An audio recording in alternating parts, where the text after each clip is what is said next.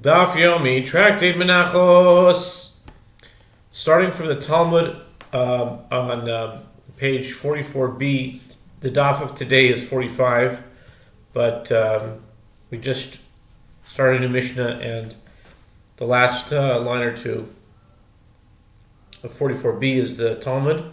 Let's start from there today. Hani parim uchvasim nehecha ilim edachag kamishbatam ksibahu.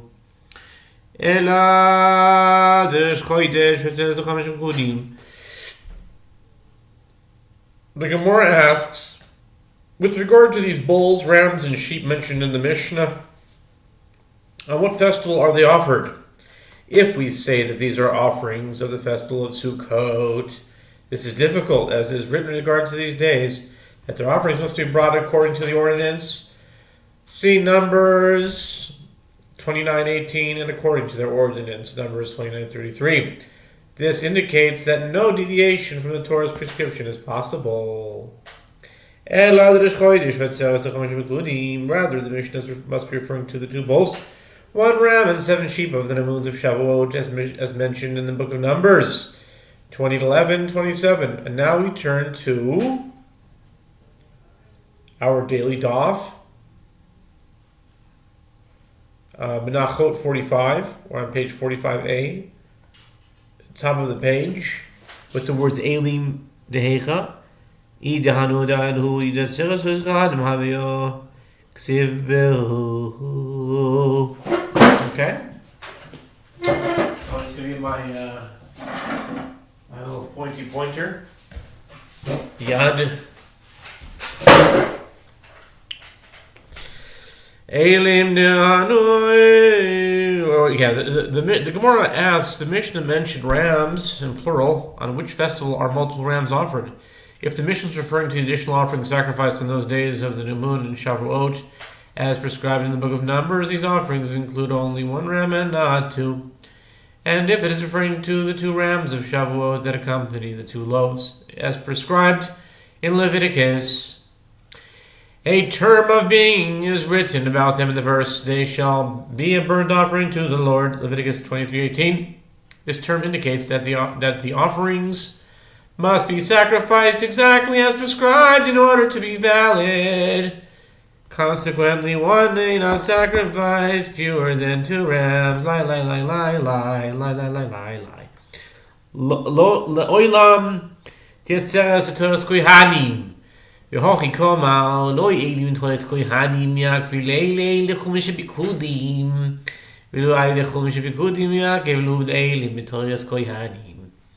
The Gemara answers, actually, it is referring to the 2 rams of Shavuot that are prescribed in Leviticus, and this is what the Mishnah is saying. Failure to sacrifice the rams that accompany the 2 loaves as prescribed in Leviticus does not prevent the sacrifice of the ram of the additional offering prescribed in the book of Numbers. Similarly, failure to sacrifice the ram of the additional offering prescribed in the book of Numbers does not prevent the sacrifice of the rams that accompany the 2 loaves that's prescribed in Leviticus. Elaporim. Tefilo ado diloi miakvi ve'elim nehocho diloi miakvi inu miakvi. The Gemara challenges, but if that is the explanation, then when the Mishnah mentions bulls and sheep, it means that even the bulls or sheep of the additional offering prescribed in the book of Numbers do not prevent each other from being sacrificed. Meaning, the inability to sacrifice one of the bulls or sheep does not prevent one from sacrificing the rest. But when the Mishnah mentions rams, it is the rams mentioned here in Leviticus that do not prevent sacrifice of the rams mentioned there in Numbers, and vice versa. But the failure to sacrifice one of those rams in Leviticus does prevent sacrifice of the other. Consequently, although the Mishnah mentions bulls, rams, and sheep together, the halacha is not the same with regard to these different animals. Tana milit ketoni. The Gemara responds. The Tana of the Mishnah teaches each statement individually, meaning the halach applies to each of the animals listed in a different manner. Uvayom hachodesh tikach pal b'makar demimim shishot kvosim ve'al demimiyu. Pal matam lo imal. The Gemara cites a bride of regards the offering sacrificed on the new moon. The verse states, and on the day of the new moon, a young bull without blemish and 6 lambs and a ram. They shall be without blemish. Ezekiel 46, verse 6. The bride asks, why does the verse say a bull? When the verse in the Torah requires 2 bulls, as it is stated, on your new moons, you shall present a burnt offering to the Lord. 2 young bulls and 1 ram. 7 lambs of the first year without blemish. Forget about the sin offerings. What about all these other offerings? The new moons, this, that. Numbers 20:11. Lefi shenemar b'toira porim u'minayin shimlon motzer shnayim mevi'echot tameloi mer pal. The bright answer, since it is stated in the Torah with regard to the offering of the new moon and 2 young bulls, one might think that it is not acceptable to bring fewer than 2 bulls under any circumstances. From where is it derived that if one did not find 2 bulls, he brings 1? Is it all or nothing, or is it, maybe a little something is also good? Therefore, the verse states a young bull in the singular to teach that even if one has only 1 bull, it should be sacrificed. Better is something than nothing. Shisha kavalsi matam eloi malif shisha kavalsi b'tayra shivo. Minayin shim loi malsa shiva yabi shisho tam eloi mal shisho. The Raisa discusses the continuation of the verse in Ezekiel, which mentions 6 lambs. Why does the verse state only 6 lambs when the verse in the Torah requires 7?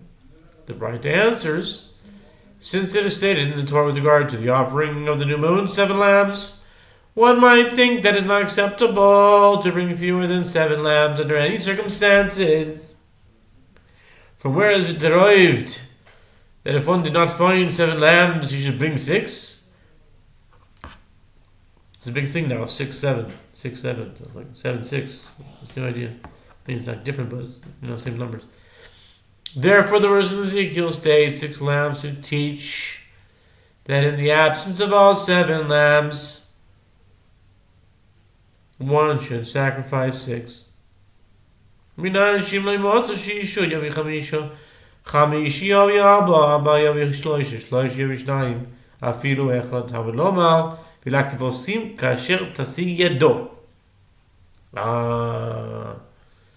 from where is it derived that if you did not find 6 lambs, you should bring 5? If you not find 5, you should bring 4. If not 4, then 3. If not 3, then 2. And even down to 1. The next verse in Ezekiel states, and for the lambs, as his means suffice. Ezekiel 46, verse 7, indicating that one should bring however many lambs one is able to bring. The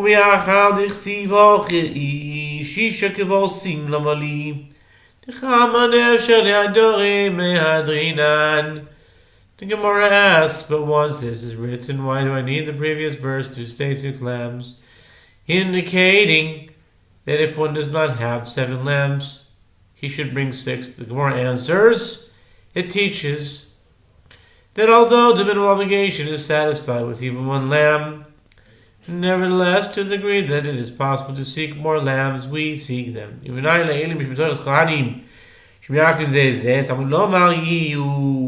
presents another halakha derived from these verses, and from where is it derived that failure to slaughter some of the required 2 bulls and 7 sheep of the additional offering of Shavuot prevents fulfillment of the mitzvah with the others?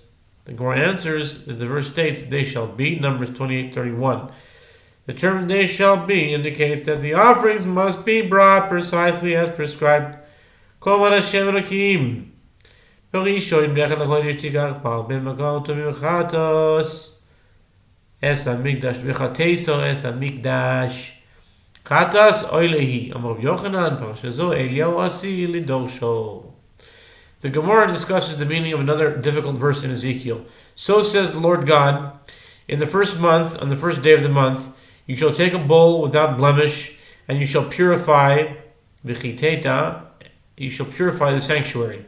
Ezekiel 45:18. The Gemara asks, since this verse speaks of the first Nisan, which is a new moon, since this verse speaks of the first of Nisan, which is a new moon, why does it state, you shall purify, which indicates the sacrifice of a sin offering, when in fact each of the two bulls sacrificed on the new moon is a burnt offering? See Numbers 28:11. Rabbi Yochanan says this passage is indeed difficult, and in the future, Elijah the prophet will interpret it.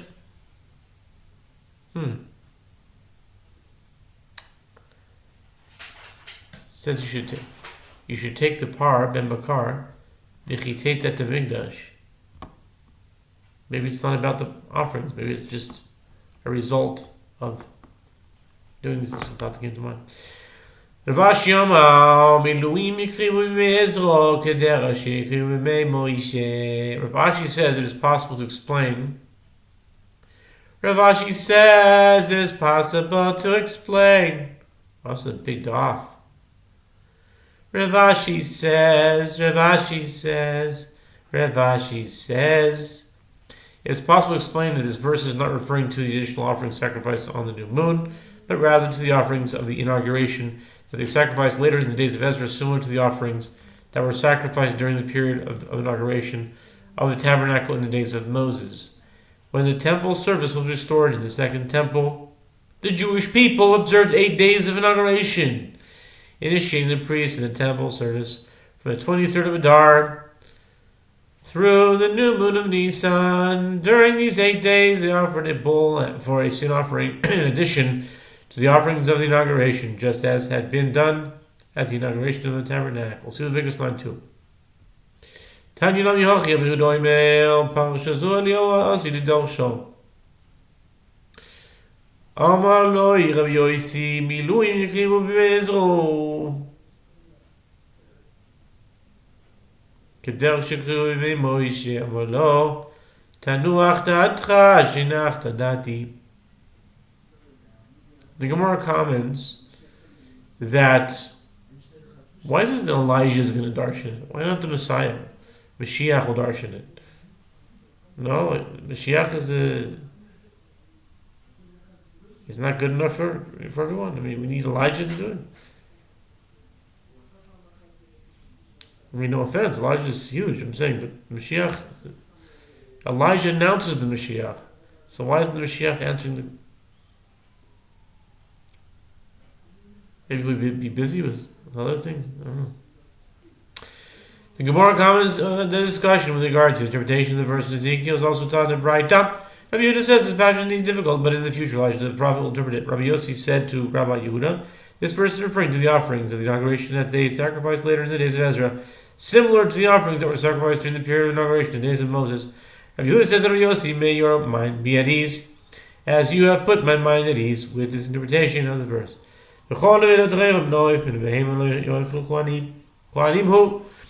Telo yoichlu ho Yisrael ochli Yom Rabbi Yochanan Parashu Eliyahu Asi Lidorsho.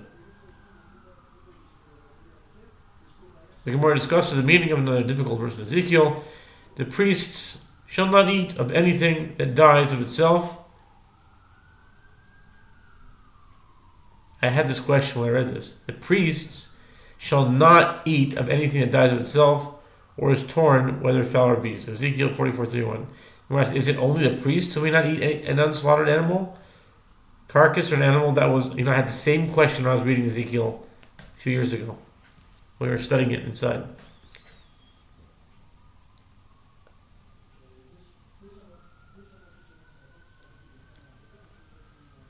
Is it only the priests? No one's allowed to eat it.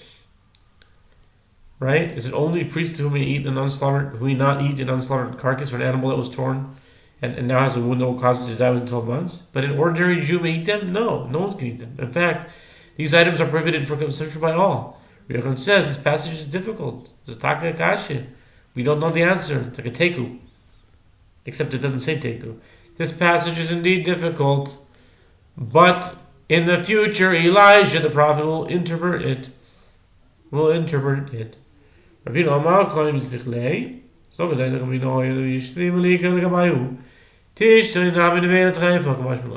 said, he gives an answer. He attempts to answer.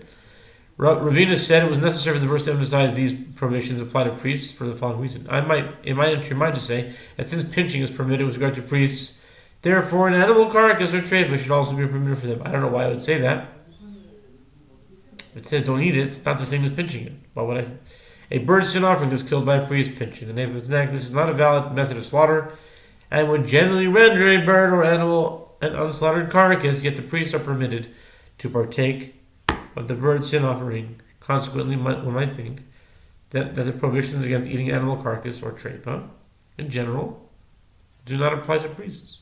Therefore, the verse teaches us that these prohibitions apply to priests as well. The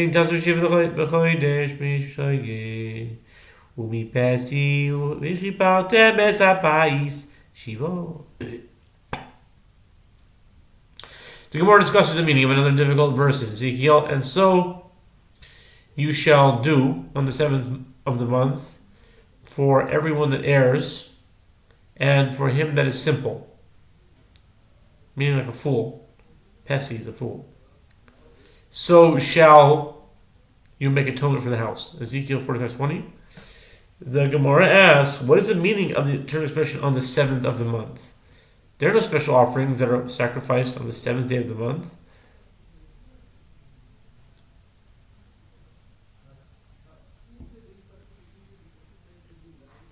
Amar Rabbi Yochanan and Ashiva Shvatim Shechatu Yafal Pishen Uba Shen Kahal. Rabbi Yochanan says the verse must be interpreted as referring to the bull for an unwitting communal sin, which is brought when the majority of the Jewish people have sinned as a result of following the mistaken ruling of the Sanhedrin. These 7 alluded to in the verse are 7 tribes who sinned. In such case, a bull for an unwitting communal sin is brought, even though the number of individuals who sinned are not the majority of the congregation. Because the majority of the individuals in the majority of the tribes have sinned, it is considered a sin of the congregation and not sins of many individuals. Chadash,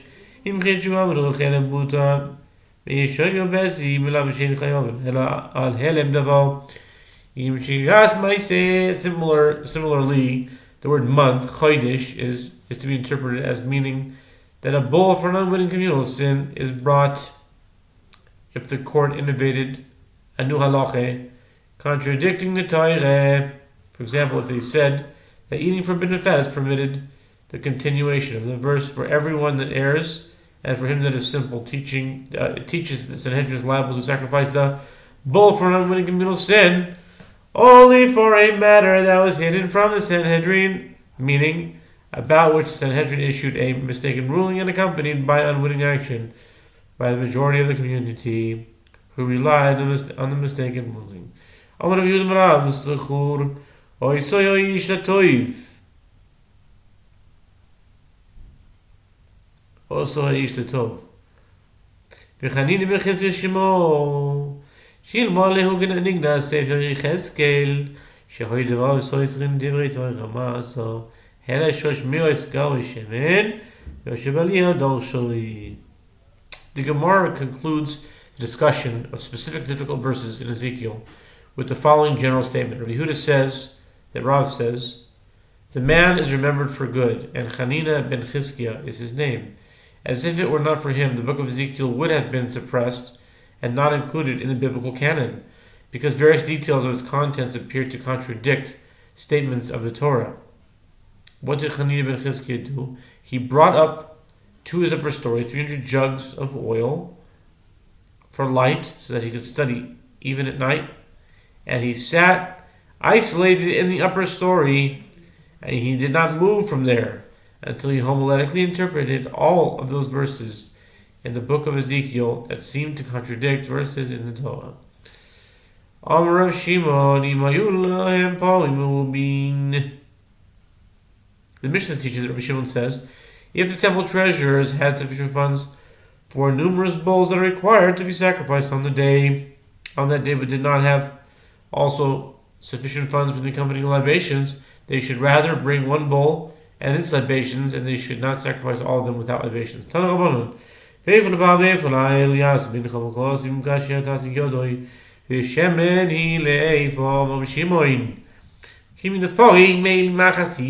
Concerning this, the sages taught in Braita, the verse states, and he shall prepare a meal offering and ephah for the bull, and ephah for the ram, and for the lambs, and his means, as his means suffice, and a hin